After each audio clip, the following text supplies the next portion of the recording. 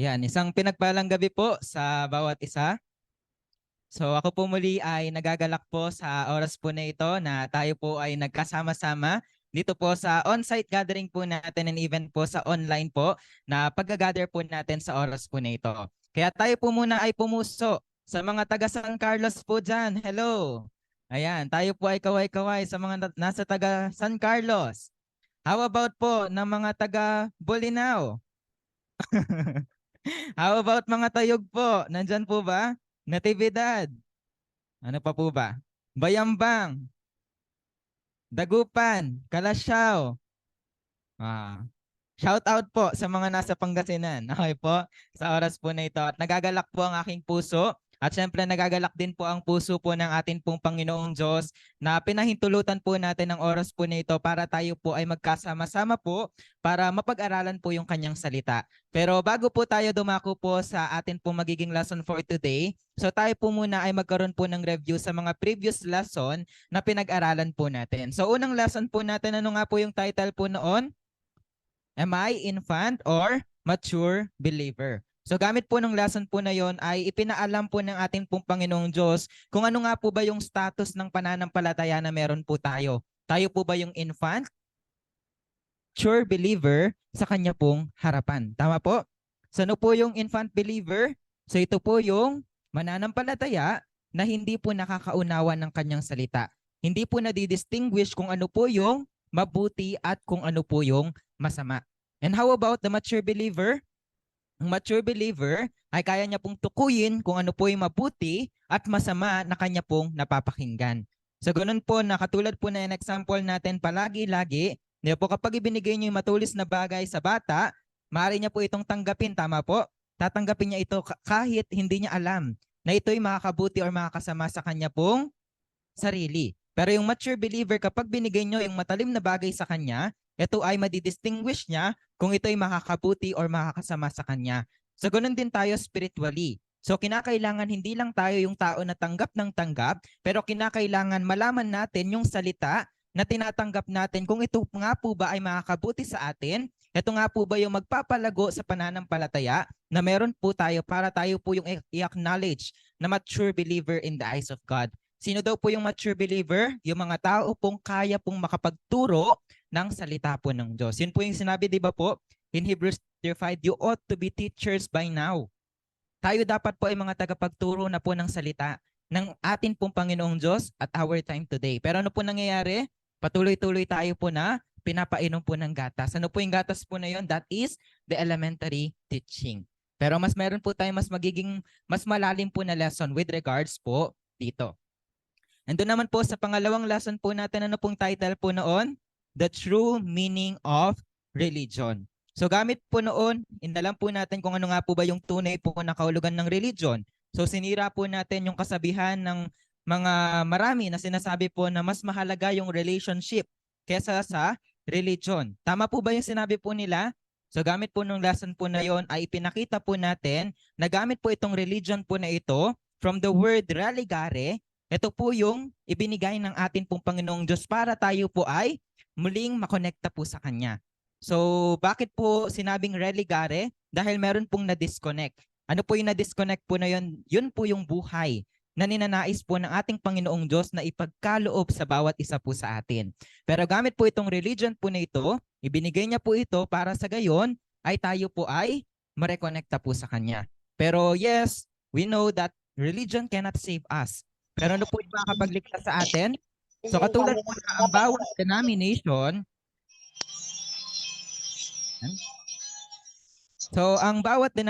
or bawat religion ay meron po silang scripture na tinatawag. So tayo po mga Christian, ano po yung scripture na meron po tayo? Ito po ay ang Biblia. At gamit itong Biblia, ito po yung magtuturo po sa atin ng daan upang sa gayon ay tayo po ay makapasok po sa kaharian ng ating pong Panginoong Diyos at matanggap po natin yung kaligtasan at buhay na walang hanggan na pinapag-asa po natin bilang mga mananampalataya po ng Diyos.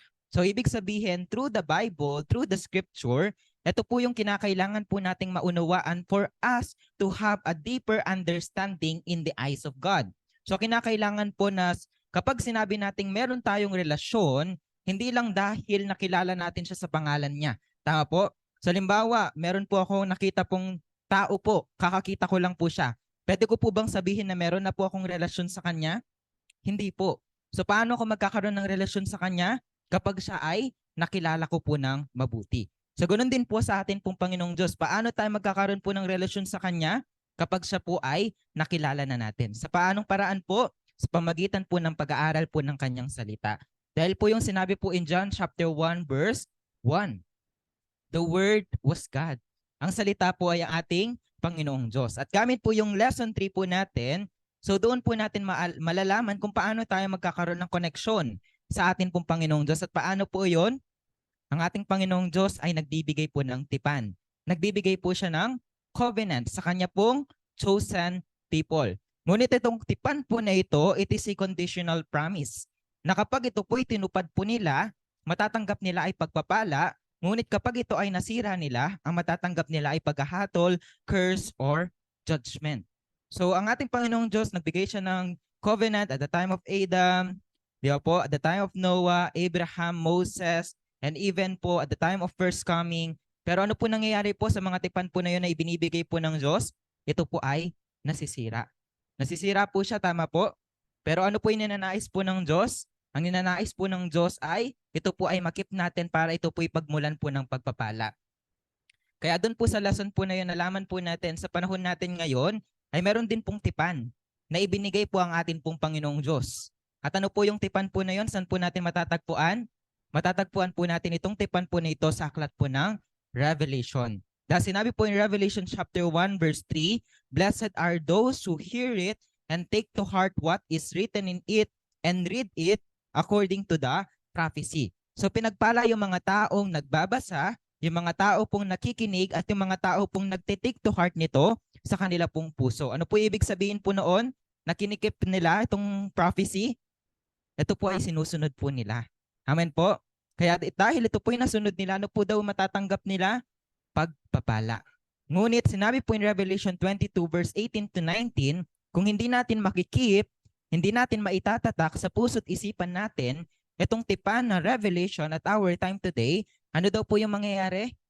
Makakapagdagdag at makakapagbawas tayo sa kanyang salita. Tama po? At kapag tayo po yung nakapagdagdag at nakapagbawas sa kanyang salita, ano po yung mangyayari po? Sinabi po, we will not enter the kingdom of heaven, but we will receive curses. So it is a conditional promise.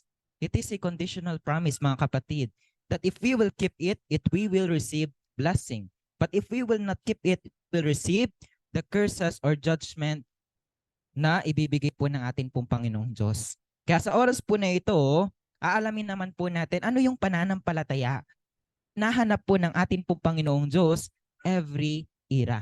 So ano po yung faith na inahanap po ng atin pong Amang Diyos. Kaya basahin po natin yung atin pong title lesson and main reference ng 2 beses. Ready, begin. The faith God desires, main reference, John chapter 14, verse 29. Muli, basahin po natin. The faith God desires, main reference, John chapter 14, verse 29. Amen. So ano kaya yung faith na ninanais po ng ating Panginoong Diyos na magkaroon po tayo bilang kanya pong mga mananampalataya? So ito po yung atin pong pag-aaralan at pagbubulay-bulayin po sa gabi ito. Kaya inihiling ko po na ito yung puso po natin na bukas. Okay po, na handa pong tanggapin ang salita ng Diyos, pero kinakailangan po na ito po rin ay ma-distinguish po natin. Okay po? Katulad po ng sinabi ko kanina, hindi tayo mga infant believer na basta tanggap lang ng tanggap. Pero even po yung pagbabahagi ko po ng salita, sa oras po na ito, i-check po ninyo kung yung po bang salita na akin pong binabanggit, ito po ay naaayon po sa salita ng atin pong Panginoong Diyos. And kung meron man po akong nasabi na mali, ayan po, i-message nyo po ako, i-call po ninyo ako para ito po ay maitama. Okay po? At sa gayon po, tayo po ay sama-sama po makapasok sa kaharian po ng atin pong Amang Diyos. So tayo po ay magsilbing mga Bereans. So sino po yung mga Bereans? Sila po yung mga mananampalataya at that time. Na kahit napapakinggan na po nila yung salita kay Paul, itinuturo po ito ni Paul, pero itong mga Bereans po na ito, hindi lang po sila basta-basta tumatanggap. Pero ano po yung ginagawa nila?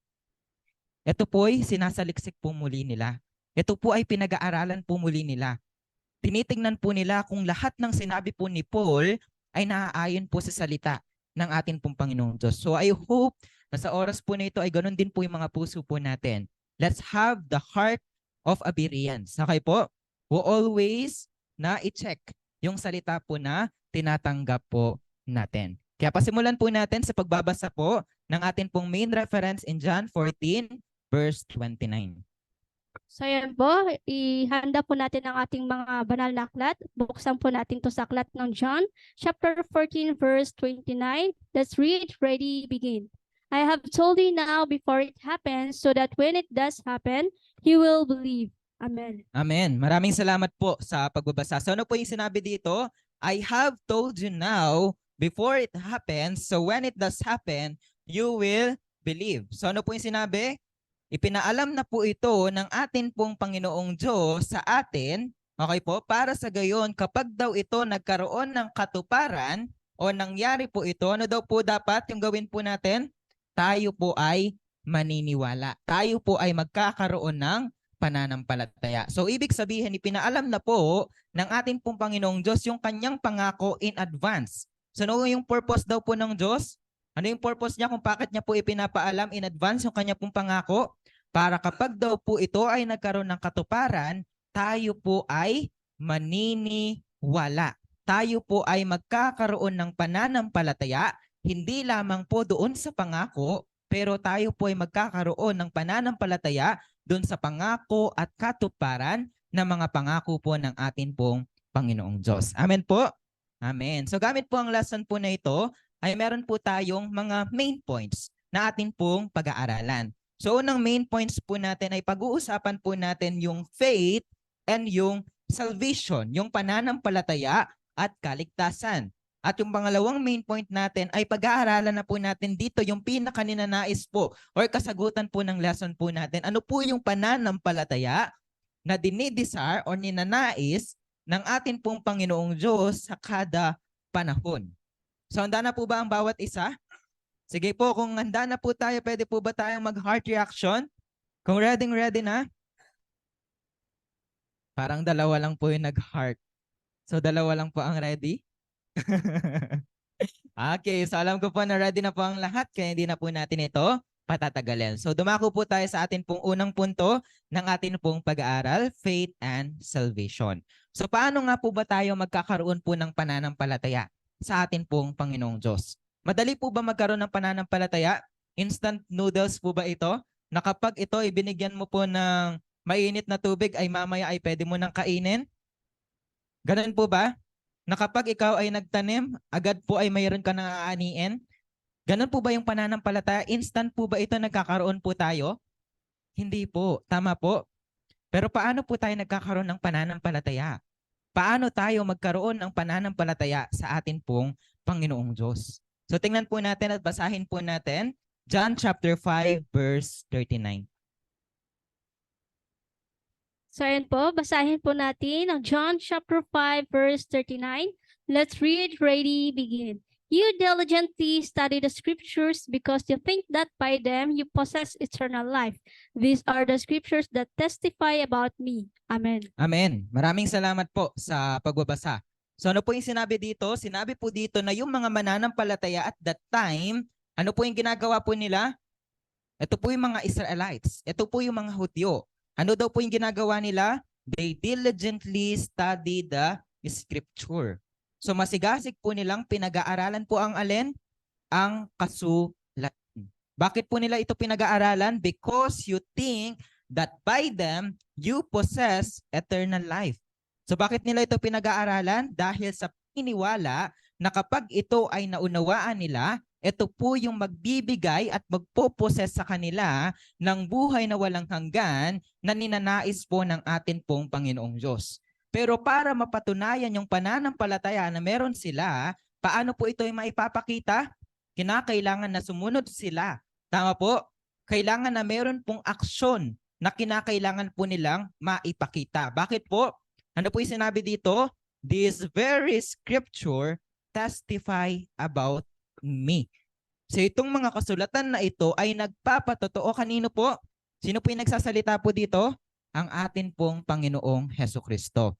So ibig sabihin po nito, ito po mga mananampalataya at that time, yes, they diligently studied the scripture. Okay po? Pero para mapatunayan yung pananampalataya nila, na tunay po nilang nauunawaan yung salita, kanino po dapat sila lumapit? They need to go. Tama po. Kailangan po nilang lumapit sa atin pong Panginoong Hesu Kristo. Bakit po? Ano po yung pinapag-asa nila? Ang matanggap ang buhay na walang hanggan. Pero kanino daw po matatanggap yung eternal life? Sa atin pong Panginoong Jesus. Tama po ba? So limbawa po, meron po akong pinaka-unique po na channel po dito. So itong channel po na ito, kahit saan mo siya itutok, ay pwedeng mamatay or pwedeng mabuksan. Okay po, kahit anong appliances pwede mo siyang gamitin. Pero itong appliances na ito, ay itong remote na ito ay unique siya na makukuha nyo lang po sa akin. So para mabili ninyo, itong remote na ito, kanino po kayo pupunta? Pupunta po kayo sa kapitbahay? Pupunta kayo sa ibang tao? Hindi po. Tama po? Kanino po kayo lalapit? Lalapit po kayo sa akin. Tama po? Para ito po ay matanggap po ninyo. So ganun din po at the time of first coming. Para mapatunayan na meron po silang pananampalataya sa atin pong Panginoong Diyos, na meron talaga silang pananampalataya na matanggap yung buhay na walang hanggan, kanino po dapat sila lumapit? Kailangan po nilang lumapit sa ating Panginoong Hesus. Dahil yung kasulatan na pinag-aaralan po nila ay nagpapatotoo kanino po? Nagpapatotoo sa atin pong Panginoong Hesu Kristo. Okay po? So bakit po ang ating Panginoong Hesus? Sige po, basahin po natin Luke chapter 24 verse 44. Ayan po, basahin po natin ang Luke chapter 24 verse 44. Let's read, ready, begin. He said to them, "This is what I told you while I was still with you. Everything must be fulfilled that is written about me in the law of Moses, the prophets, and the Psalm." Amen. Amen. Maraming salamat po sa pagbabasa. So sinabi dito, this is what I told you while I was still with you. Sino po yung nagsasalita? Ang atin pong Panginoong Hesu Kristo. At ano po yung sinabi niya? Everything must be fulfilled. Kinakailangan lahat ay magkaroon ng katuparan. Saan po? Lahat ng nakasulat sa aklat ni Moses, sa batas ni Moses, sa mga propeta at ng mga awit. So sino daw po yung naging katuparan po nito? Ang naging katuparan po nito ay walang iba kundi po ang atin pong Panginoong Hesukristo. So ibig sabihin, nakasulat na ang ating Panginoong Jesus simula pa lamang po sa aklat ni Moses, even ng mga propeta, and even po ng mga awit. Kaya sinabi po even sa Bible, if you believe Moses, you will also believe me because Moses wrote about me. So sino po yung nagsabi po noon? Ang atin pong Panginoong Jesus. Sinabi po ng ating Panginoong Jesus, kung naniniwala kayo kay Moses, kailangan maniwala din kayo sa akin. Bakit po? Bakit sinabi po ng ating Panginoon Jesus yun? Dahil si Moses ay sumulat patungkol sa akin. So pwede niyong i-check po yan sa loob ng Biblia. Okay po? I-check po ninyo anong verse yung sinabi ni instructor. So bibigyan ko po kayo ng curiosity para sa gayon hanapin po ninyo anong verse yun. Okay po na binanggit ko po. Sinabi doon, kung naniniwala kayo kay Moses, dapat maniwala din kayo sa akin. Because Moses wrote about me. Okay po? So ibig sabihin, nakasulat na ang ating Panginoong Jesus pasimula pa lamang po ng panahon po ni Moses. Nakapangako na po siya starting from that at ang ating Panginoong Jesus yung nagsilbing katuparan po nito. So ano po yung nangyari po sa mga mananampalataya at that time? Lumapit po kaya sila sa ating pong Panginoong Jesus para sa gayon ay matanggap nila yung buhay na walang hanggan? Kasi sinabi dapat po silang lumapit, maniwala sa ating pong Panginoong Jesus, tama po, for them to receive eternal life. Pero tingnan po natin yung result. Basahin po natin Acts chapter 16 verse 30 to 31. Ayan po, basahin po natin ang Acts chapter 16 verse 30 to 31. Let's read, ready, begin. He then brought them out and asked, "Sirs, what must I do to be saved?" They replied, "Believe in the Lord Jesus and you will be saved, you and your household." Amen.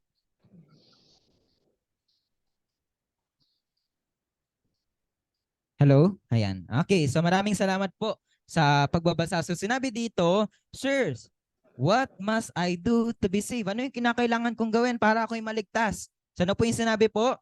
Believe in the Lord Jesus and you will be saved, you and your household. So ano po yung kinakailangan po nilang gawin? Kailangan po nilang maniwala sa atin pong Panginoong Hesus para sa gayon ay matanggap nila ang alin? Ang buhay na walang hanggan. Pero at the time of first coming, ito po ang katanungan. Naniwala po ba yung mga mananampalataya sa atin pong Panginoong Jesucristo? Did they believe Jesus Christ? Okay. Marami po bang naniwala po sa Kanya? Marami po bang naniwala sa ating pong Panginoong Yesus? Sino po magsasabing, oo, puso po tayo? Parang wala po nagpuso ah. Sino naman po ang magsasabi na wala pong masyadong naniwala sa Kanya or kakaunti lang? Yung naniwala sa Kanya, magpuso po tayo. Okay, so mas madami po, majority, na nagsabi po na kakaunti lang yung naniwala sa Kanya. Yes, tama po kayo. Kakaunti lang po yung naniwala sa Kanya. At sino po yung mga yon? Ito po yung mga disipulo. Bakit po natin masasabi na yung mga disipulo? Dahil itong mga disipulo po na ito, iniwan po nila kung ano po ang meron po sila. At sila po ay sumunod sa ating pong Panginoong Hesus dahil alam po nila na sa ating Panginoong Hesus ay matatanggap nila yung buhay na walang hanggan. Ano yung proof na hindi po naniwala yung mga tao at that time? Sino po yung nagpapatay sa ating pong Panginoong Hesus? Mga hindi po mananampalataya or unbeliever po? Mga unbeliever po ba? Yung mga naniwala sa Kanya? Or nagpakamatay or namatay sa Kanya? Mga unbeliever po ba? Yung pumatay sa ating Panginoong Hesus? No. They are believers. Tama po. Sino po yung sumisigaw? Na ipako siya sa krus. Ipako siya sa krus. Sino po yung sumisigaw po ng ganon? Mga Israelites. Mga Hudyo. Which are the chosen people of God. So yun po yung nagpapatunay na ito po mga mananampalataya na ito ay hindi po nila pinaniwalaan at tinanggap ang ating pong Panginoong Jesucristo. Instead, ano po yung ginawa nila? They persecute, they even kill Him and crucify Him. Amen po? Kaya sa oras po na ito, paano nga pa tayo magkakaroon ng pananampalataya? Katulad po ng tinanong ko kanina, kinakailangan po nating mapag-aralan yung kasulatan, tama po? Kinakailangan po nating lapitan ang ating pong Panginoong Hesus. So katulad din po ng tinanong ko po kanina, instant po ba ito? Pwede lang po ba nating sabihin na meron akong pananampalataya? Amen. Yes, I believe. Ganun po ba kadali na magkaroon po tayo ng pananampalataya? Sige po, tingnan po natin at basahin po natin Romans chapter 10, verse 13 to 17. And po, basahin po natin Romans chapter 10, verse 13 to 17. Let's read. Ready, begin. For everyone who calls on the name of the Lord will be saved. How then can they call on the one they have not believed in? And how can they believe in the one of whom they have not heard? And how can they hear without someone preaching to them? And how can they preach unless they are sent? As it is written, how beautiful are the feet of those who bring good news. But not all the Israelites accepted the good news.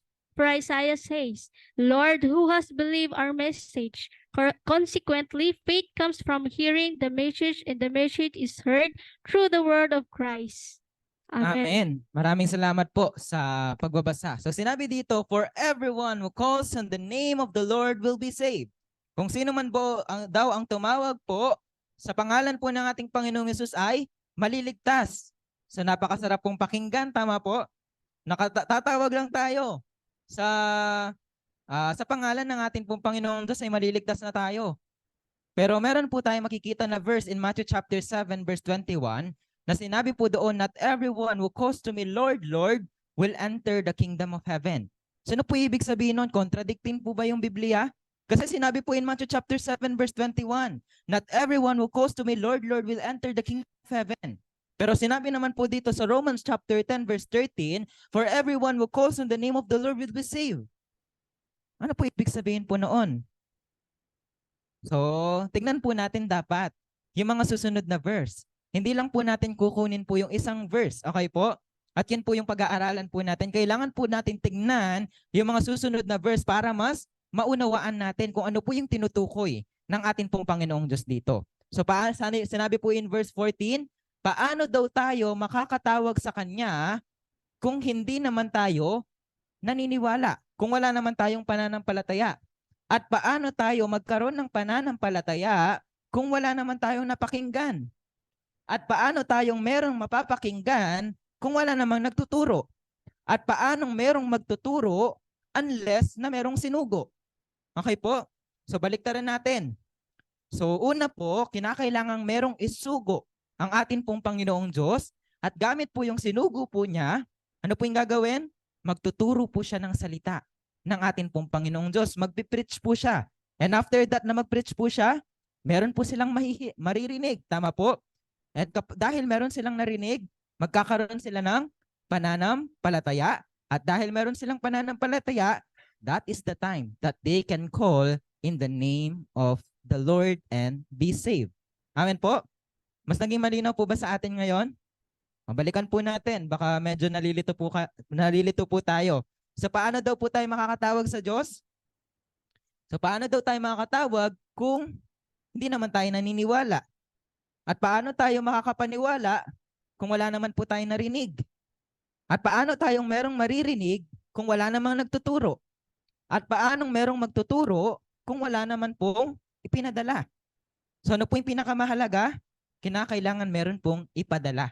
Para sa gayon, merong magturo, meron tayong marinig, tayo magkaroon ng pananampalataya, at after that na magkaroon tayo ng pananampalataya, tayo po ay makatawag sa atin pong Panginoong Diyos.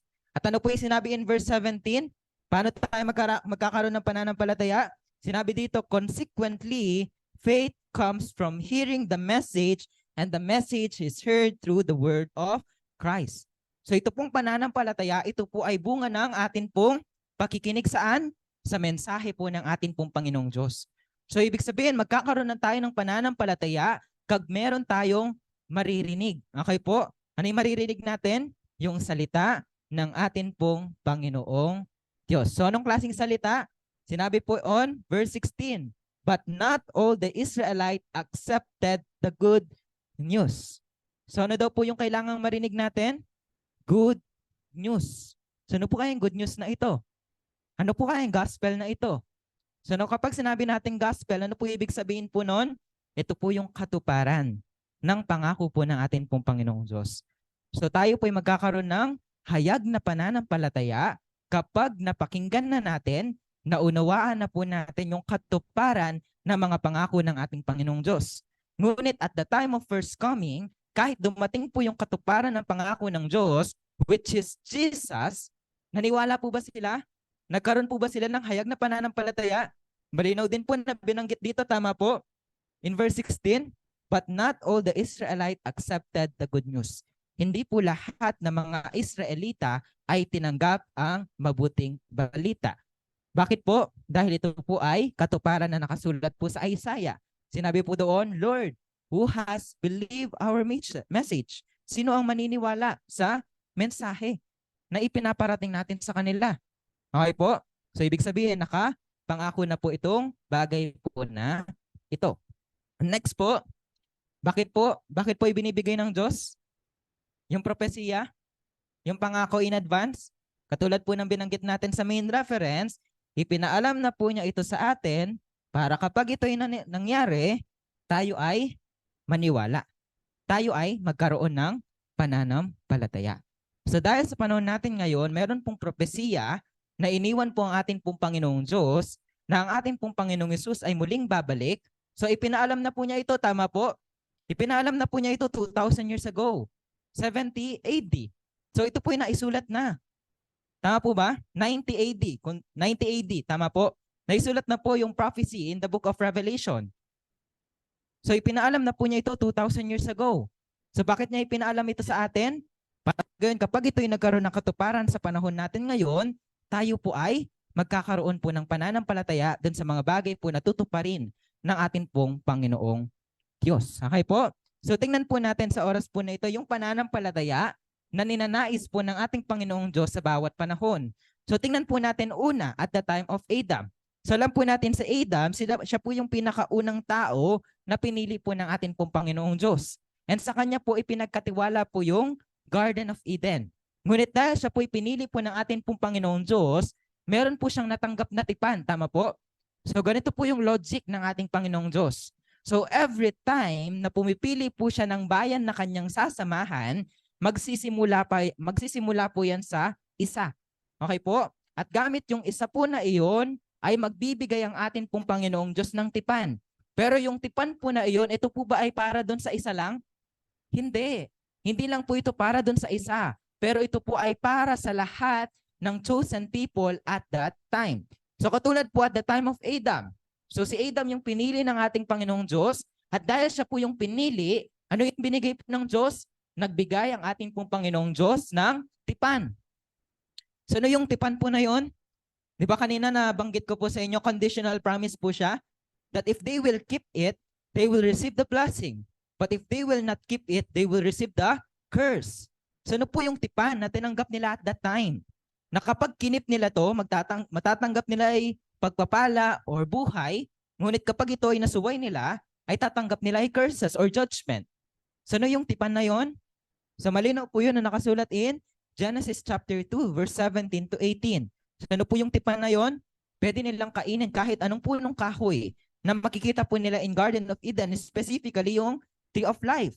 Tapo, dahil sinabi kapag ito'y kinain nila, matatanggap nila ay buhay. Buhay na walang hanggan. Pero kapag kinain po nila yung tree from the knowledge of good and evil, ano daw po ang mangyayari? They will surely die. Sa tingin po ninyo, itong tipan po na ito, nasunod po nila, nakip po kaya nila yung tipan at that time? No. Nasira po nila yung tipan po na ito. Adam and Eve ate the fruit from the tree of the knowledge of good and evil. Yan po yung makikita natin in Genesis chapter 3 verse 1 to 6. Adam and Eve disobeyed. So ano po yung pinakapagkakasala po nila? Disobedience. So naalala po ninyo yung guardian cherub in the heaven na nagkasala po at nagkaroon po ng desire? Ano po yung pinakapagkakasala po nila ng mga angel po nito? Disobedience. Okay po? Kaya tayo po dapat ay lagi pong sumusunod sa atin pong Panginoong Diyos. Hindi po dapat tayo makita po ng Diyos na merong heart of disobedience. Kasi yun po yung pinakaayaw ng atin pong Panginoong Diyos. Okay po? Choose to listen from the words of the serpent rather than God. Amen po? Kasi sinabi po ng serpent, kapag kinain mo itong fruit from the tree of the knowledge of good and evil, hindi kayo mamamatay.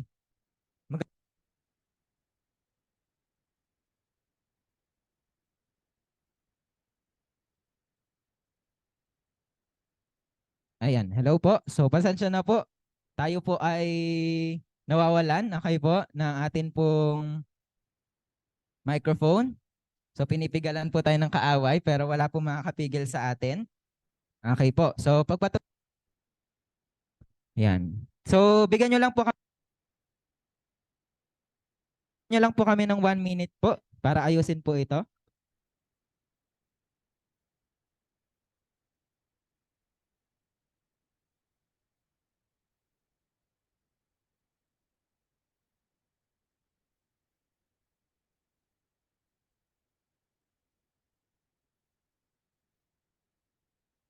Okay. Okay na po ba? Narinig na po ba ako ng bawat isa? Okay. Yan, pasensya na po sa interruption. Sa at that time, katulad po ng sinabi ko po, mas nakinig po sila doon po sa salita po ng serpent, which is yung kalaban. Okay po? Mas naging masarap sa pandinig po nila. Di ba po sinabi, naging desirable po ito sa paningin po nila. Kaya ito po'y kinain nila. So paano po tayo kumakain spiritually? Sa pamagitan po ng pakikinig. So ibig sabihin, mas nakinig po sila doon po sa salita po ng kaaway. Kasi mas masarap po ito sa pandinig po nila. Kasi sinabi, kapag kinain nyo ito, hindi kayo mamamatay. Pero kayo ay magiging katulad ng Diyos na nakakaalam sa mabuti at masama. So yun po yung naging desire ni Adam and Eve. Yes, yun din po yung naging desire nila. Na ninanais din po nilang maging katulad ng ating pong Panginoong Diyos, which is same na nangyari po doon sa guardian cherub. Kaya po ninanais po niyang maging kapantay ang ating pong Panginoong Diyos. So yun po yung kinakailangan po na makita natin in every era na pagsira po sa tipan ng mga chosen people po na ito. Ngayon, tignan naman po natin sa panahon po ni Noah. So dahil nagkasala na po yung panahon ni Adam, ang ating pong Panginoong Diyos ay pipili po siya ng panibagong tao na kanyang sasamahan. At kapag pumili po ang Diyos ng kanyang tao na sasamahan, again, ano po ibibigay po niya? Magbibigay po siya ng tipan. Tama po? He will give the covenant. So in Genesis chapter 9, verse 1 to 17, hindi na po natin ito babasahin, but after our lesson, please read it. Okay po? Assignment po ninyo ito para makita po ninyo yung tipan na ibinigay po ng Diyos at that time kay Noah. So at that time, in Genesis chapter 12, Genesis chapter 9, verse 12 to 27, itong tipan po nito, katulad at the time of Adam, ito rin po ay nasira. That's why these people gamit po yung, kung naalala po ninyo yung Babel, okay po, they scattered, tama po? God left and nag-cause po ito ng curse and ng death sa kanila. Okay po? The next naman po at the time of Abraham. So dahil pumili po ang Diyos ng panibagong tao, meron po ulit siyang bibigay. Ano po iyon? I hope na susundan po natin. Tama po? So ano po yung ibibigay po niya? Covenant. Tipan. Okay po? So magbibigay po siya ng tipan. At yun po yung mabasa po natin in Genesis chapter 15, verse 13 to 17. Basahin po natin. Okay po, basahin po natin Genesis chapter 15, verse 13 to 17. Ready, begin. Then the Lord said to him, know for certain that your descendants will be strangers in a country not of their own, and they will be enslaved and mistreated for 400 years. But I will punish the nation they will serve as slaves, and afterward they will come out with great possession. You, however, will go to your fathers in peace and be buried at good old age. In the fourth generation, your descendants will come back here, for the sin of the Amorites has not yet reached its full measure. So dito po makikita po natin na meron pong tipan. Okay po, na ibinigay ang atin pong Panginoong Diyos at the time of Abraham. So ano po yung tipan po na ito? So sinabi po niya na magiging kasinrabi po ng bituin sa langit yung kanyang descendants at ng buhangin sa lupa. And even itong mga descendants po niya ay magiging stranger. Okay po, ng bayan na hindi po sa kanila. They will be enslaved and mistreated. So sila po ay aalipinin, okay po, at mamalupitin dun sa lugar po na yun for 400 years. Ngunit ano po yung sinabi po ng Diyos? But I will punish the nation they serve as slave, and afterwards they will come out with a great possession. So sinabi dito, magpapadala ang Diyos, okay po, ng Savior sa kanila. At after that, lalabas po sila doon sa lugar na yon, and they will come out with a great possession. So ito po yung tipan ng ating pong Panginoong Diyos at the time of Abraham. Okay po? So tingnan po natin yung katuparan ng tipan na ito ng pangako ng ating pong Panginoong Diyos sa panahon ni Abraham. So natupad po ito in Exodus chapter 12. Na ang ating Panginoong Diyos ay pinili niya si Moses, at gamit si Moses in Exodus chapter 12, sila po ay lumabas po dun sa bayan po ng Egypt. At sila po ay lumabas with a great possession.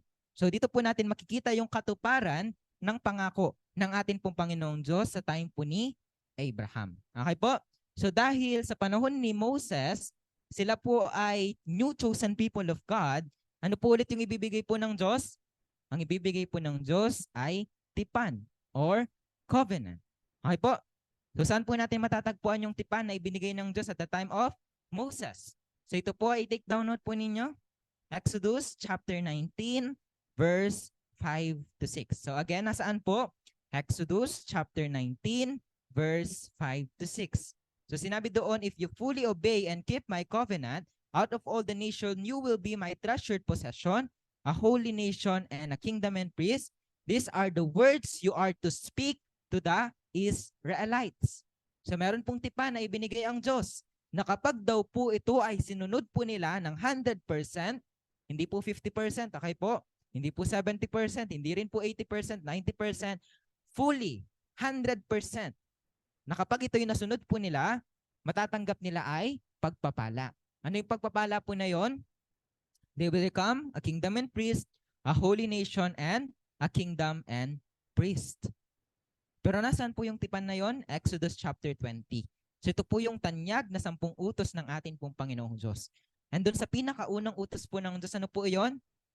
Huwag kang magkakaroon ng Diyos maliban sa akin, huwag kang sasamba sa ibang Diyos, huwag kang gagawa o yuyurakan, ay huwag kang sasamba dito sa Diyos na ito.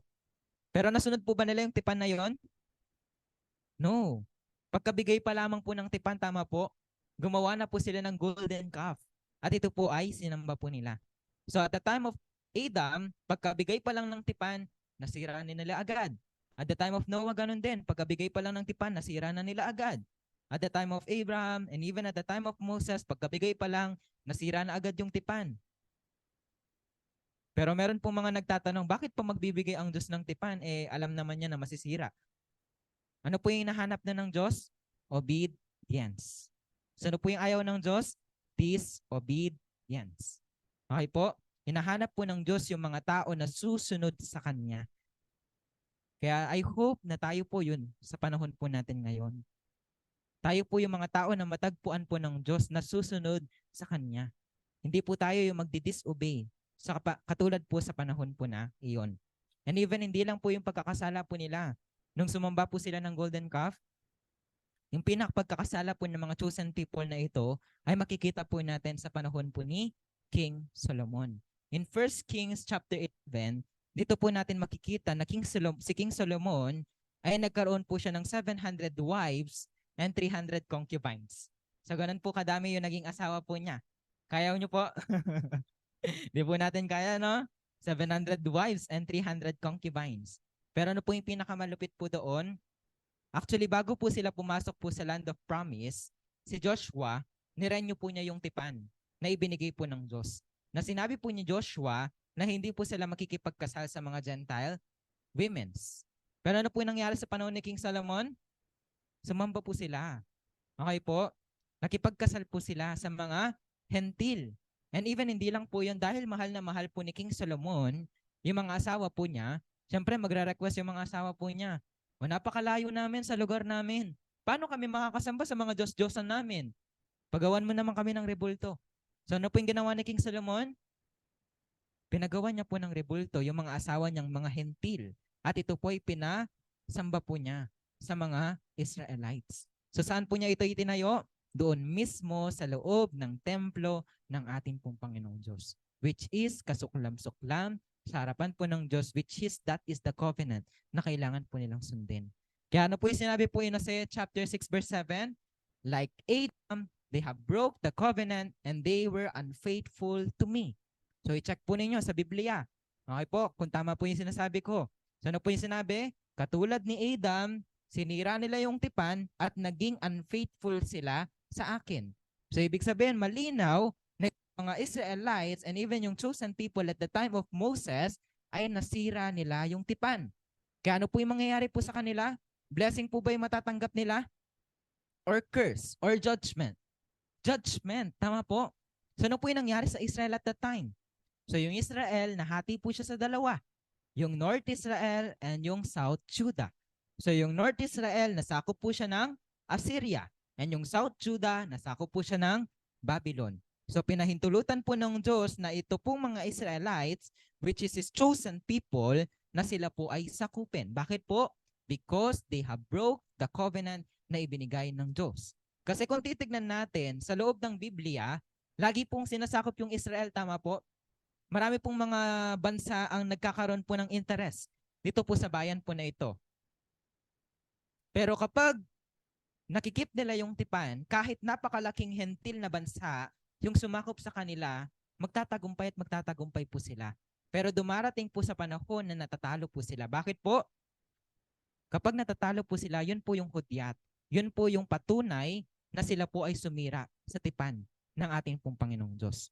So bakit nasakop sila ng Babylon and Assyria? Dahil sila po ay sumira sa tipan ng ating pong Panginoong Diyos. Kaya gamit po nito, dahil nakita po ng Diyos yung bawat tao na kanya pong pinipili, ay lagi po nagkakasala. Ano po yung ginawa ng Diyos?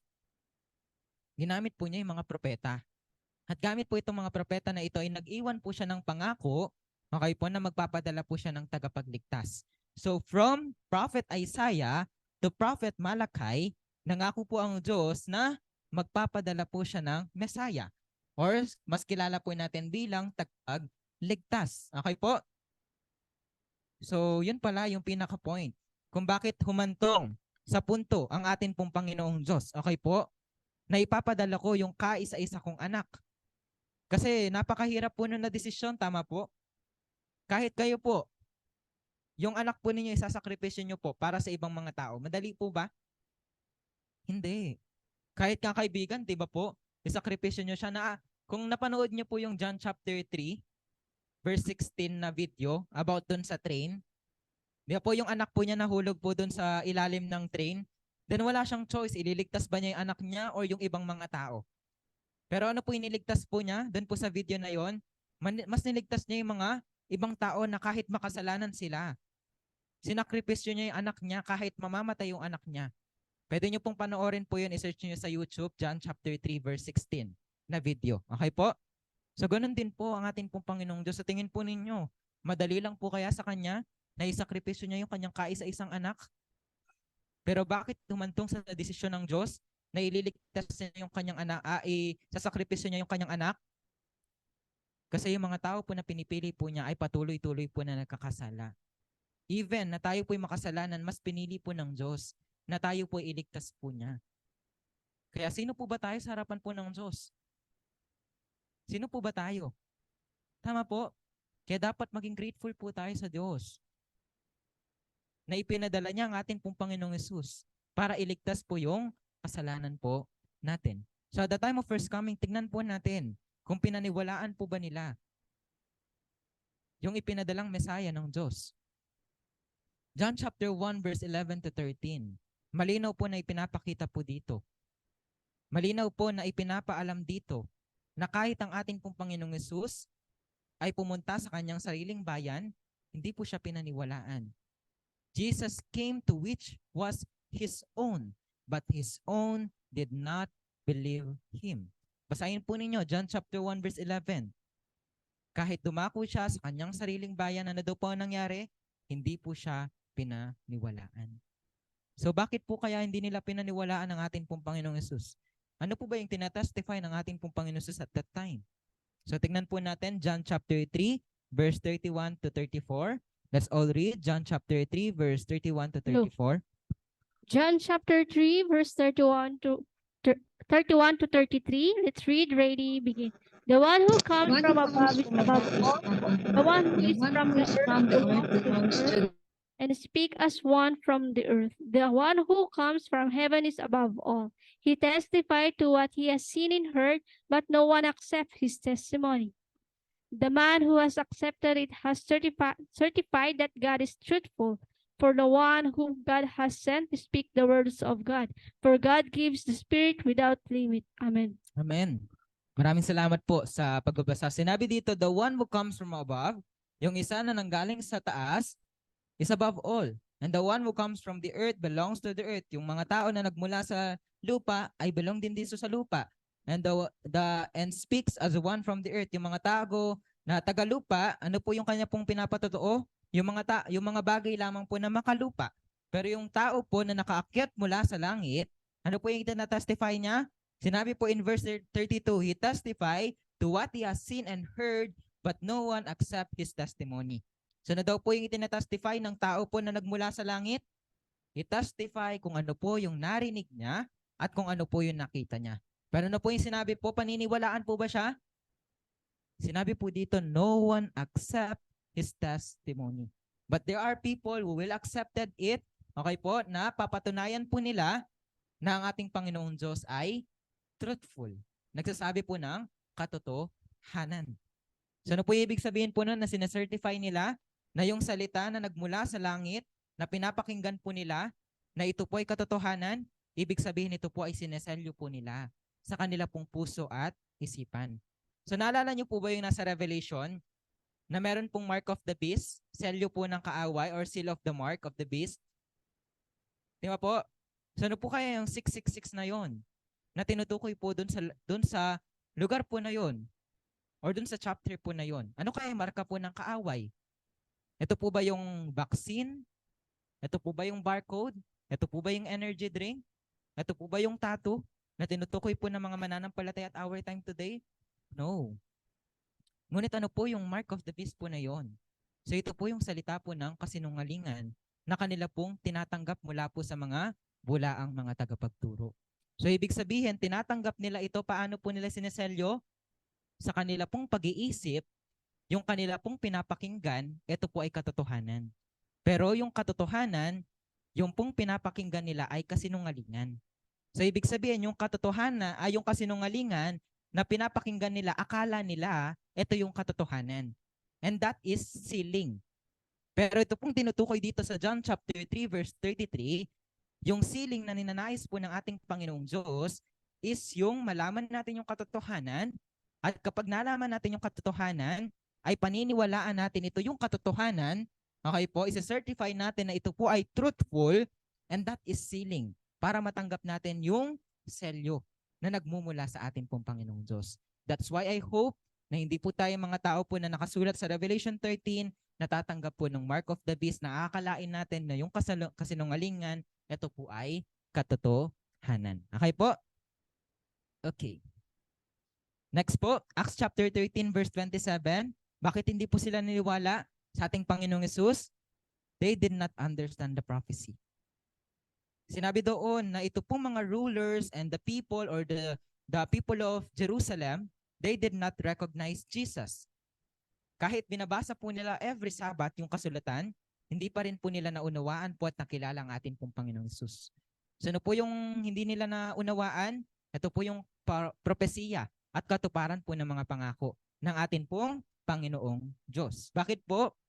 John chapter 8 verse 37. Because itong mga Hudyo na ito ay wala na po silang lugar para sa salita ng ating pong Panginoong Diyos. So ibig sabihin, puno na po sila ng salita ng kasinungalingan sa puso nila, kaya wala na pong lugar yung salita ng katotohanan na ibinabahagi po ng ating pong Panginoong Jesucristo at that time. So ganun din po kaya sa panahon natin ngayon? Yes, ganun din po. Dapat tayo po yung mga mananampalataya na i-empty out natin yung sarili po natin. Yes, alam ko po na meron po dito mga church leaders, meron po dito mga pastors, pero inihiling ko po sa oras na ito na i-empty po natin yung puso natin at tanggapin po natin. I-check po natin, okay po, yung sarili po natin. Paano natin ma-check yung sarili natin kung sa simula pa lang ay mali na tayo? Kaya tayo po dito po sa pag-aaral natin, we go back to the basics. Yes, tama po, ito pong mga pinag-aaralan nito, basic pa lang po ito. Hindi pa po tayo dumadako po dun sa pinaka-regular class po natin. Mga basic pa lang po ito. Pero kung tayo po ay mali na sa pagkakaunawa sa basic pa lang, paano pa yung dulo? So limbawa po, nagbubutonis po tayo ng polo. Pero sa una pa lang ay mali na yung pagkabutonis po natin. Mag-e-expect po ba tayo na yung dulo na ibobotones natin ay sakto pa? Meron pang ibobotones? Wala. Pero para ito po ay matama natin, anong gagawin natin? Magsisimula po tayo sa simula po ulit. Tama po. Kaya sa oras po na ito, wag niyo pong sabihin sa akin na, hindi, matagal na ako sa church. Alam ko na yung mga bagay na yan. Hindi ko na kailangan pag-aralan yan. Hindi po yun yung ninais po ng Diyos na puso natin. Pero kaya tayo po na nandito, kahit anuman po yung pinag-aralan natin, nakatapos man po tayo ng doctrinal, okay po, ng theology sa iba pong mga school, pero babalik at babalik po tayo dun sa pinaka-basic, okay po, ng pag-aaral po ng salita ng Diyos. Para sa gayon, ma-empty out natin yung puso natin, malaman natin yung mga bagay po na natutunan natin before, if this is truth, okay po, or lies in the eyes of God. So ano po yung kasinungalingan sa harapan ng Diyos? Proverbs chapter 30 verse 6. Sinabi doon, if you add into my words, you will be found liar. Basahin po ninyo, Proverbs chapter 30 verse 6. If you add into my words, you will be found liar. Kung magdadagdag kayo sa aking salita, papatunayan ko na kayo ay sinungaling. So ano po yung kasinungalingan sa harapan ng Diyos? Ito po ay ang pagdadagdag at pagbabawas sa kanyang salita. So ano po yung pinakaayaw po niya? Ang pagdadagdag at pagbabawas sa kanyang salita. So for example, okay po, lagi kong binibigay po ito, 666. So yung mga mananampalataya at our time today, dahil ito po hindi nila maunawaan, kaya ano po yung ginagawa po nila? Pinipilit po nila itong unawain. Binibigyan po nila ng sarili po nilang kaunawaan. So ito yung 666. Barcode yan. Yung 666, tattoo yan. Yung 666, yan. Yung 666, quarantine pass yan. Yung 666, vaccine yan. Ano po kaya yung susunod? Ganun po ba? Paiba-iba po ba? Yung katuparan ng pangako ng Diyos? Una muna, barcode siya. Tapos sa susunod, microchip. Tapos i-implant na daw sa atin. Ano kaya yun? Paiba-iba ba yung katuparan ng pangako ng Diyos? Pero ano po yung kasinungalingan? Kung tayo po ay magdadagdag, okay po, magbabawas sa kanyang salita. Kaya kayo rin po, i-check ninyo yung salita na ibinabahagi ko sa oras po na ito. Nagdadagdag ba sa instructor? Nagbabawas ba siya sa salita ng Diyos? Clearly see. Okay po? Tingnan niyo po ng mabuti. Ano po yung ginagamit natin sa pag-explain po ng atin pong lesson? Gamit ko po ba yung sarili kong kaunawaan? Ginagamit po ba ni instructor yung sarili po niyang understanding para ipaalam po yung lesson po natin today? No. Binubuksan po natin yung Biblia, tama po? Binubuksan po natin yung Biblia. Sino po yung sumasagot sa atin? Di po, nagtatanong lang ako kanina, tinanggap ba ng mga Hudyo ang ating Panginoong Yesus? Ano po yung sumagot? John chapter 1 verse 11 to 13.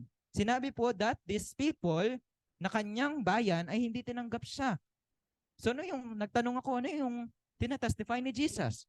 Sinagot po ng John chapter 3 verse 31 to 34. Ano yung tinatestify niya? Kung ano yung nakita at narinig niya, which is the word of God. Then bakit hindi sila naniniwala? Di po, nagtanong ulit ako, bakit hindi naniniwala yung mga mananampalataya at that time? Sinagot ng Acts chapter 13 verse 27, sinagot because they did not understand the prophecy. At bakit hindi nila pinaniwalaan? John chapter 8 verse 37, wala na po silang room sa puso po nila. At ano na yun po yung kasinungalingan? Sinagot ko po ba sa sarili ko pong kaisipan? Ang sumagot po ay Biblia. Sinabi po ang kasinungalingan, ito po yung pagdadagdag sa kanyang salita. Ginamit ko po ba yung sarili kong kaunawaan? No. The Bible, yung ginamit po natin sa oras po na ito. Tama po, para maunawaan po natin yung salita ng atin pong Ama.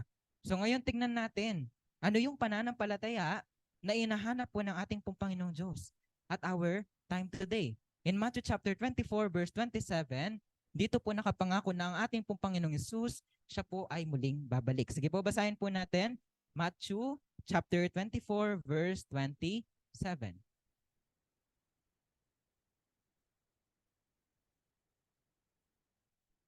Sige po, let's all read. Matthew chapter 24 verse 27. Basahin po natin. Ready, begin. For as lightning that comes from the east is visible even the west, so will be the coming of the Son of Man. Amen. So dito po ipinapaalam ng ating pong Panginoong Yesus ay muli po na babalik at darating. Pero ano po yung sinabi dito na malinaw? Yan. For as a lightning that comes from the east is visible even the west. So tingnan po natin yung karakteristik po ng lightning. So kapag kumidlat, makikita po ba natin siya? Mabagal o mabilis? Mabilis. Tama po, yung kidlat. So ganun din po yung sinasabi dito sa Matthew chapter 24, verse 27. Kapag nagsimula na pong matupad yung pangako ng Diyos sa kanya pong propesiya, sa panahon natin ngayon ay magiging mabilis din po niya itong tutuparin. So katulad po at the time of first coming, di po na-prophesy po siya for about 1,500 years ago. From the time of Moses at the time up to the book of Malachi, 1,500 years po yon sa kabuuan po noon. And yung 1,500 years na napropesiya po na yon, nagkaroon siya ng katuparan sa panahon ni Jesus. Pero ilang taon nung ito po'y mabigyan ng katuparan? Matagal po ba na ito po'y tinupad ng ating Panginoong Yesus? Hindi. For 3.5 years. Sasabihin na natin 33 years na tinupad ito ng ating Panginoong Yesus. Mabilis? Mabilis kesa dun sa 1,500 years na ito po ay nakapangako. So ganun din po sa panahon natin ngayon. Yung propesiya, naisulat po siya 2,000 years ago. So gaano na po katagal na ito po ay pinapaalam sa lahat ng mga mananampalataya? 2,000 years na po. Pero kapag ito po ay natupad, 2,000 years din po ba ito? Bago ito matupad? Hindi. Mabilis na lang po itong mabibigyan po ng katuparan. Okay po? Kaya dapat, mas bilisan na natin. Tama po? Hindi na tayo patumpik-tumpik pa kasi alam na natin na kapag tinupad na po ng Diyos, yung kanyang propesiya ay magiging mabilis na lang din po ito. Yung kanya pong muling pagbabalik. Kaya I hope hindi po tayo mga tao po na mahuhuli. Okay po? Pero tayo po yung mga tao po na mauuna sa kanya pong pagbabalik. Kasi nangangamba ang atin pong Panginoong Hesus. Kung meron siyang darat ng pananampalataya at our time today, paano mo mapapatunayan, instructor, na nangangamba ang ating Panginoong Hesus? Sige po, let's all read Luke chapter 18, verse 8. Ayun, basahin po natin Luke chapter 18 verse 8. Let's read, ready, begin. I tell you, he will see the day, get justice, and quickly, however, when the Son of Man comes, will he find faith on the earth? Amen. Amen. Maraming salamat po sa pagbabasa. I tell you, he will see that they get justice and quickly. Okay po? However, when the Son of Man comes, will he find faith on the earth? Sino po yung Son of Man na darating? Jesus. Tama po? Jesus. At sinabi po, kapag siya'y dumating, meron kaya siyang darat ng pananampalataya dito sa mundo? Kailan siya darating? Sa panahon po natin ngayon. Pero kung titingnan natin in logical way, kakaunti lang po ba yung mananampalataya at our time? Marami. Tama po? Marami pong mananampalataya. Marami pong nagsasabi, I am a believer. I believe in Jesus Christ. I believe in God. Amen. Hallelujah. Marami pong naniniwala sa Kanya. Tama po. Pero bakit kaya natanong ng atin pong Panginoong Hesus kung meron siyang darat ng pananampalataya, bakit kaya siya nangangamba? Kung alam naman niyang marami pong mananampalataya at our time today, bakit niya pa sinabi ito? Na kung meron siyang madarat ng pananampalataya. So ibig sabihin, meron siyang specific faith na inahanap sa panahon po natin ngayon. So ano po kaya yung specific faith? Meron na kaya tayo nun pananampalataya na yon na hahanapin ng ating pong Panginoong Hesus sa pagbabalik po niya? Ano kaya yung pananampalataya na hinahanap po niya? So yun po yung main reference po natin. John 14 verse 29. I have told you now before it happens, so when it does happen, you will believe. So ito rin po yung pananampalataya na inanap po ng ating Panginoong Hesus at the time of first coming. Yes. Yun din po yung inanap niya pero hindi niya po ito natagpuan. Ano po yung pananampalataya na to? Ito po yung pananampalataya sa pangako at katuparan ng propesiya. Ganon din po sa panahon po natin ngayon. Kinakailangan kapag natupad yung kanya pong mga pangako sa kanyang muling pagbabalik, kailangan maniwala po tayo. Kailangan tayo po yung mga tao na meron pong pananampalataya sa kanya pong pagbabalik kapag ito po ay binigyan na po niya ng katuparan. But how can we believe? Okay po, balikan natin yung kanina, Romans chapter 10. Paano tayo makakapaniwala kung wala naman tayong naririnig? Amen? Paano tayo merong maririnig kung wala namang nagtuturo? At paano merong magtuturo kung wala namang isinugo? Tama po. So ibig sabihin, ano po yung process at our time today? First, kailangan meron pong ipadala. And after na merong ipadala, meron pong ituturo, meron pong ipipreach. And after na meron pong ipreach, meron po tayong maririnig. Meron po tayong maririnig. At kapag tayo po ay merong narinig, magkakaroon tayo ng pananampalataya. And that is the time na magkakaroon po tayo ng karapatan para tawagin ng Diyos at matanggap yung buhay na walang hanggan. Magkakaroon tayo ng pananampalataya by hearing. Okay po, yung salita, yung mensahe. Sa ganun din po at our time today. Para mapaniwalaan natin yung katuparan, kailangan maunawaan po natin yung propesiya. At para maunawaan natin yung katuparan, kinakailangan merong mag-testify nito. Kailangan meron tayong marinig. Kinakailangan na meron na nagpapaliwanag po ng katuparan ng propesiya ng pangako po ng Diyos. Meron na kaya? Check po ninyo. Realize po natin. Bigyan ko po kayo ng 10 seconds. Meron na kaya nagtestify ng katuparan ng pangako ng ating pong Panginoong Diyos? Meron na kayang ipinadala ang Diyos? Meron na kaya nagpipreach? Meron na kaya tayo napapakinggan? Meron na kayang mananampalataya? So therefore, kung meron nang ipinadala, kung meron nang nagpipreach, meron na tayong naririnig, meron ng pananampalataya, then makakatawag na tayo. Tama po? Sa ating pong Panginoong Diyos, then we will be saved. Amen po ba? Amen. Ganun din po. Paano tayo? Paano po ito matatanggap? Paano tayo magkakaroon ng pananampalataya? Paano natin makikit yung tipan? So sa panahon natin ngayon, panibagong era po ito mga kapatid. At dahil panibagong era po ito, meron pong ibibigay ang Diyos. Ano po ibibigay po niya? Start with letter C. Covenant. Meron siyang ibibigay na covenant, tipan sa panahon natin ngayon. Sige po, basahin natin. Hebrews chapter 8, verse 10 to 12. Let's all read. Ayan po, basahin po natin ng sabay-sabay po. Hebrews chapter 8, verse 10 to 12. Let's read. Ready, begin. This is the covenant I will make with the house of Israel. After that time, declares the Lord, I will put my laws in their minds and write them on their hearts. I will be their God, and they will be my people. No longer will a man teach his neighbor or a man his brother, saying, Know the Lord, because they will all know me, from the least of them to the greatest, for I will forgive their wickedness, and I will remember their sins no more. Amen. Amen. Maraming salamat po sa pagbabasa. Sinabi po, this is the covenant I will make with the house of Israel after that time. So, ano yung after that time na yon? So, meron tinutukoy na tipan na ibibigay ang atin pong Panginoong Diyos after that time or in the future. Okay po? Sa mga susunod na panahon. Yun po yung ibihin po niyan. At ano po yung tipan na yon? I will put my laws in their minds and write them on their hearts. I will be their God and they will be my people. So ano daw po?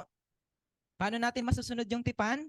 Kinakailangang maitatak po natin yung kanyang batas, yung kanyang salita sa atin pong puso at sa atin pong isipan. At kapag ito po ay nakip natin, naitatak natin sa puso at isipan natin, ano po yung mangyayari? Conditional promise, mga kapatid. That if we will keep the covenant at our time today, we will be blessed. We will receive the blessing. But if we will not keep it, we will receive the curses. Tama po? Yes.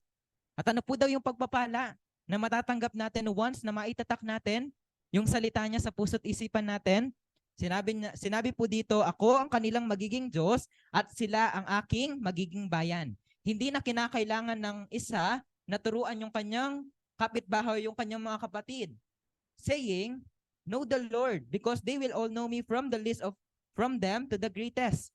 Makikilala po nila ang Diyos mula pinaka maliit hanggang sa pinakamataas. Okay po? At ano po yung pagpapala pa? I will forgive their wickedness and will remember their sins no more. So kapag tinatak daw po natin yung salita niya, sa puso't isipan natin, kakalimutan po ng Diyos yung atin po mga pagkakasala at hindi na po niya ito aalahanin. Okay po? Amen. So nasan po kaya etong tipan po na ito at our time? Yes, sasabihin natin specifically, ano yung salita? Ano yung batas na kailangan nating isulat?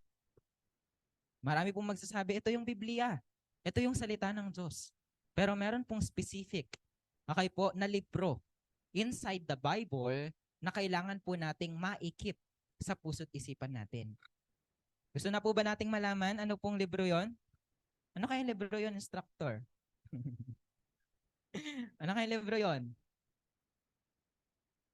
Sige po, basahin natin at patunayan po natin. Ano po yung sinabi? Kapag ito ay tinake to heart natin, ano yung matatanggap? Blessing. We will be blessed. Tama po? Sige po, tignan po natin Revelation chapter 1 verse 3. So tignan naman po natin sa mga Biblia po natin. Pwede po ba Sis RM yung magbasa via Zoom? Okay po. Sige po, basahin po natin. Revelation chapter 1 verse 3.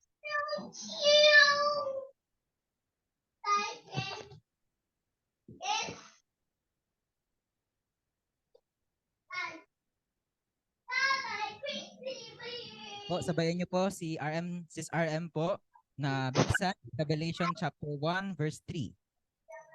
Amen po. Atin pong basahin sa Revelation chapter 1 verse 3.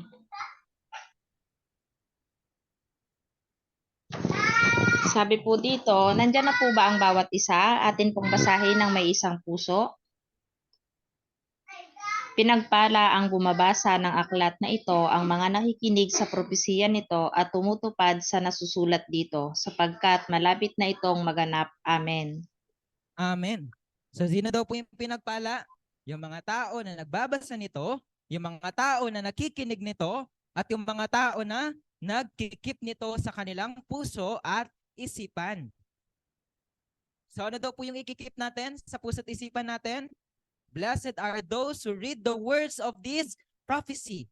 So ano po yung words of prophecy na tinutukoy po doon? Ano kayang libro yon na nakasulat yung propesiya? Anong libro yung binasa natin? Revelation. So ibig sabihin yung Revelation, at our time today, we need to understand it. And once we understand it, we need to keep it. Kailangan po natin itong maitatak sa puso at isipan natin for us to receive the blessing na nagmumula sa atin pong Panginoong Diyos. Ano ulit yung blessing na yon? God will forget, okay po, our sin and will remember our sins no more. He will forgive our wickedness. God will be our God and He will be our people. Siya po, tayo po'y magiging bayan po niya. Kung ito po'y itatatak natin sa puso't isipan. Ngunit kung hindi po ito natin makikip, hindi natin ito malalaman, ano pong maaaring mangyari? Makakapagdagdag at makakapagbawas tayo sa kanyang salita. So, halimbawa sa isang kanta, okay po, meron tayong pinaka-favorite na kanta. Ano yung ginagawa natin? Pinaulit-ulit po natin yung kanta po na yun hanggang makabisado natin, tama po? Pero meron naman pong time na kahit hindi natin kabisado yung kanta, nilalapatan natin ng sariling lyrics. Sino pong gumagawa nun? Sa CR. Kahit hindi natin alam yung lyrics, basta alam natin yung tono. At di ba po, nilalapatan natin ng sarili nating awitin or sarili nating liriko. Pwede po ba yon? No. Ang ibig sabihin po na nagdadagdag tayo. Nagbabawas tayo, tama po, kasi hindi natin memorize eh. Hindi natin alam. Hindi natin memoryado yung liriko ng kanta na to. Ganon din po sa salita po ng Diyos. Kung hindi natin siya maitatatak sa puso't isipan natin, ano pong possible na mangyari? Revelation 22 verse 18 to 19. Sige po, pwede po ba nating basahin Revelation 22 verse 18 to 19?